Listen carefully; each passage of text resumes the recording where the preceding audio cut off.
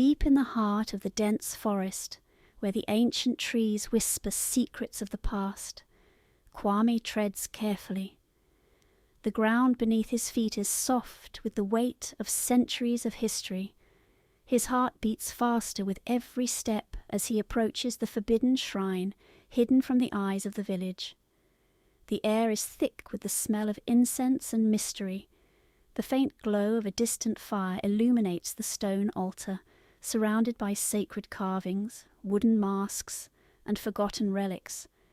Kwame's curiosity pushes him forward, unaware of the grave consequences that await him. This place, once the center of ancestral worship, now stands silent, its power dormant, but not for long. The peaceful village, once alive with vibrant energy, now trembles in fear. Dark clouds swirl overhead, casting a shadow over the homes and the ancestral shrine. The sky is no longer the clear blue it once was. Instead, it hangs heavy with the promise of something sinister. The once fertile fields are now barren, the river dry, and the sacred fire, the heart of the village, flickers, struggling to stay alive. The villagers, clothed in their beautiful kente cloths, gather in confusion and fear. Elders, adorned in gold jewelry, raise their hands to the heavens, offering prayers for answers. The storms rage, but no answer comes.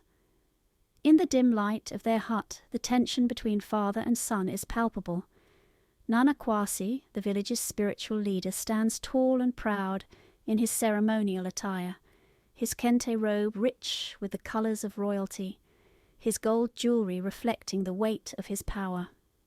Before him stands Kwame, wearing a simpler tunic, his face filled with frustration and confusion. "You are the chosen one," Nana Kwasi says, his voice steady and resolute. "You must accept your destiny, Kwame. The gods have chosen you to lead." But Kwame, torn between duty and desire, turns away. "I am not my father's shadow," he mutters. "I want my own path."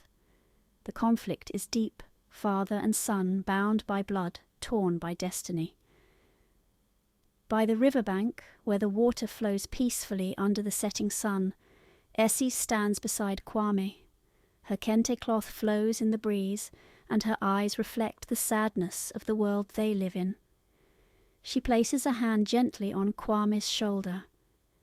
"We are more than the paths others set for us," she says softly.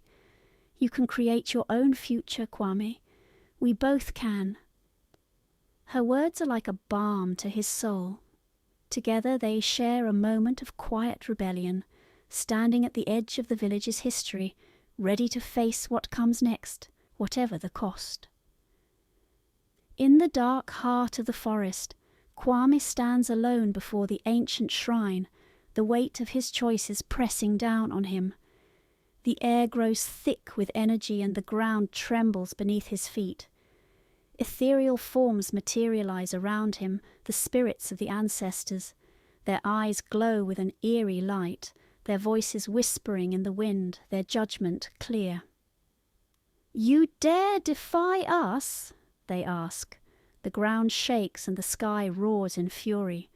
The Akomfo, the spirits of the ancestors, descend, their presence a force of nature. Kwame's heart races as he faces the full wrath of the gods. He must decide, surrender or face the consequences.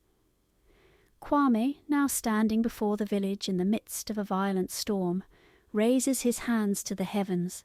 The winds howl as he speaks. "I accept my destiny," he says, his voice strong despite the fear in his heart. The spirits of the ancestors surround him, their glow illuminating the darkness. The storm begins to calm, but the village's fate still hangs in the balance. Will Kwame's decision be enough to restore peace? Or will the consequences of breaking the taboos be too much to bear?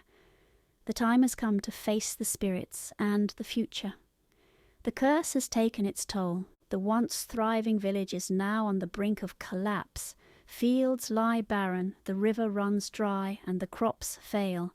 The villagers, in their bright kente cloths, move in despair, unable to understand what has happened. As the elders gather around the ancestral shrine, trying to appease the spirits, they realize the village's very existence is at stake. The sacred fire burns weakly, and the sky above remains dark with clouds of uncertainty. The tension is palpable. Will the village survive? In the heart of the village, Essie steps forward, her face full of determination. She knows what must be done. If I must give up my love to save the village, then I will, she says, her voice unwavering. As she places a sacred drum on the ground, the air is filled with a deep, resonating sound, like a heartbeat. The ground trembles beneath her, and the spirits seem to pause. In this moment she becomes the embodiment of selflessness, her sacrifice sealing the fate of the village. The storm abates, but the tension remains. The village, once teetering on the edge of destruction, now flourishes anew. The fields are green again, the river flows with life, and the sacred fire burns brightly. The villagers, wearing their vibrant kente cloth, dance and sing in celebration. Children play by the river, and the elders watch with pride. The sun is bright, and the sky is clear. The village has been restored, and with it the hope for the future. Kwame and Essie stand on the edge, watching as life returns to the land. The storm has passed, the curse is broken. Kwame, now standing as the village's new leader, addresses the people with Essie by his side. The sun shines brightly on them, symbolizing the dawn of a new era. This village, Kwame says, is no longer bound by the past, but by the promise of the future. We honor our ancestors, but we also forge our own path. The villagers, in their colourful kente cloth, cheer. They are united, stronger than ever. The balance between tradition and change has been restored. The village stands ready for whatever comes next. As the ancestors' spirits rise into the night sky, glowing with approval, the village watches in awe. The sacred fire burns bright once more, and the air is peaceful. The villagers, in their finest attire, gather to celebrate the rebirth of their home. The elders offer prayers of thanks, and the drums beat in rhythm.